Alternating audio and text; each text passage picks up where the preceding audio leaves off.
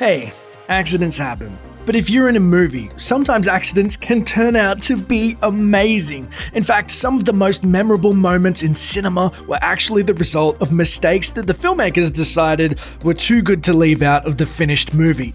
Alfred Hitchcock coined the term MacGuffin to describe important objects upon which the plot of a movie revolves, like the briefcase in Pulp Fiction or the Infinity Stones in the Marvel Cinematic Universe. As any comic fan will tell you, the Infinity Stones are incredibly important and powerful, which is why it's so funny when Chris Pratt as Star-Lord just straight up drops one. Let us see what you brought.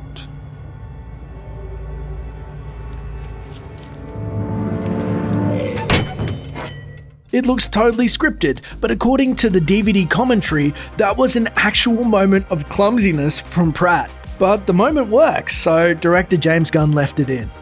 As war looms and the loss of Rohan seems imminent, Eowyn stares off into the distance as the camera reveals a wide scenic shot. As she does, a flagpole whips in the wind, and then, perfectly expressing the mood of uncertainty and destruction to come, the flag rips off the pole and flies away. The metaphor was not only beautifully apt, but it was also totally accidental. Director Peter Jackson didn't plan for this, it was just really windy on that day of shooting. This movie made Anne Hathaway a star, and the DVD has become a slumber party classic for little kids. It's a classic ugly duckling story of a girl named Mia who finds out she's the heir apparent to a small European kingdom. But she's so very awkward, you see, falling down all the time, as she learns how to carry herself with the grace and poise befitting a royal. At one point, Mia is dancing on some bleachers in the rain at a private school with her best friend when she takes a pretty nasty tumble. Have to look just right. Number 3. That's no stunt woman. And that wasn't supposed to happen. Hathaway really did slip, falling hard, but it fit in so well with the character's awkwardness that it was kept in the finished film. The idea was simple. Bond girl rides a horse along the beach and Daniel Craig swims up to her. But as he floated up, the actor ran into a sandbank, giving him no choice but to quickly stand up on his feet and stomp out of the water. Suddenly, Bond is standing there, muscled up body on display, along with some very revealing swim trunks. Casino Royale was a reboot of the Bond series, so most fans assumed this was an homage to the classic scene from the first Bond film, Dr. No, where Ursula Andress emerges from the ocean. But it was actually just a lucky accident. Indiana Jones wasn't the only raider of the Lost Ark in Raiders of the Lost Ark. There was also evil French archaeologist René Belloc, who suffers a doubly horrible fate. Not only does his head explode, but he also eats a fly.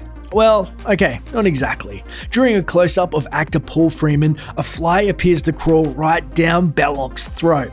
Freeman later revealed that the insect actually flew away after crawling around his lip for a moment, but some judicious editing after the fact made it look like the cold-blooded Belloc just ate the fly instead. The police lineup seen early in the movie is crucial to the plot of The Usual Suspects. It's where all the criminal main characters meet to arrange a big heist. As each character steps forward to read the line police told them to read, none of them can contain their laughter, perfectly setting up the dynamic between the characters as well as their collective disregard for the cops. But the laughing wasn't in the script, and it wasn't a directorial note. No, the cast of The Usual Suspects couldn't stop laughing because actor Benicio del Toro couldn't stop farting.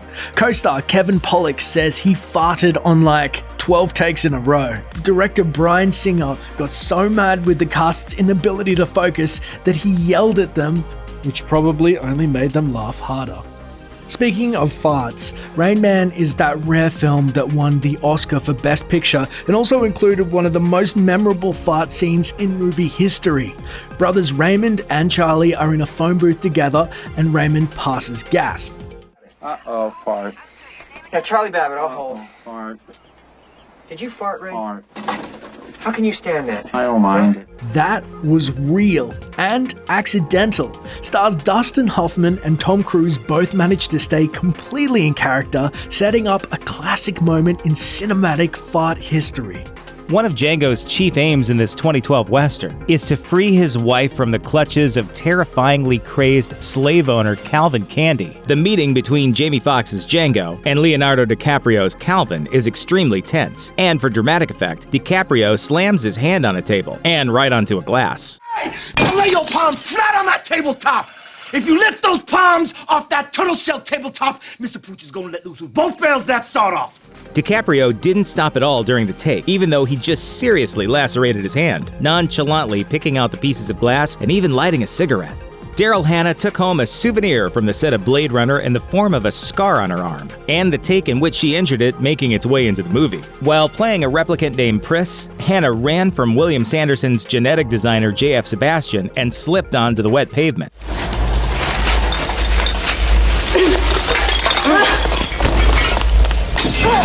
Breaking the window wasn't planned, but Hannah finished filming the scene, preserving what ended up being a fairly serious injury for posterity. For her role as the manipulative outlaw Daisy in Quentin Tarantino's The Hateful Eight, Jennifer Jason Leigh had to know how to play a little guitar. She learned on a vintage 19th century Martin, on loan to the production from the Martin Guitar Museum. In one scene, Leigh's co-star Kurt Russell was supposed to yank the instrument out of her hands and smash it to smithereens, but the cameras were supposed to cut first so it could be swapped out for an ordinary guitar. Music time's over. But the cut didn't come, and Russell unknowingly destroyed the antique Martin, valued at $40,000. So Leigh's reaction is the real thing. James Cameron's 1994 spy comedy contains some of the biggest and most expensive sequences in movie history, but the one scene from True Lies everybody remembers 2 decades later is Jamie Lee Curtis's striptease. Her character, Helen, takes off her clothes for a man she believes to be an arms dealer, but is actually her husband, Harry, played by Arnold Schwarzenegger. Curtis's sexy moment is interrupted briefly when she loses her balance.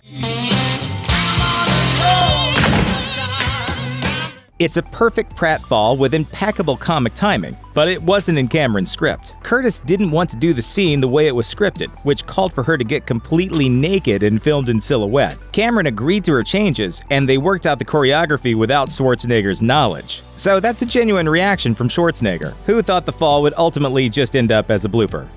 The 1969 low-budget classic Midnight Cowboy features one of the most famous unscripted lines in movie history, as Dustin Hoffman's Ratso Rizzo and Jon Voight's Joe Buck are walking across a very busy and very real Manhattan street having a conversation.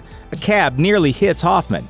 Hey! I'm walking here! I'm walking here! Hoffman's response was so perfectly in character that director John Schlesinger kept it in the film, which went on to win Best Picture at the Academy Awards.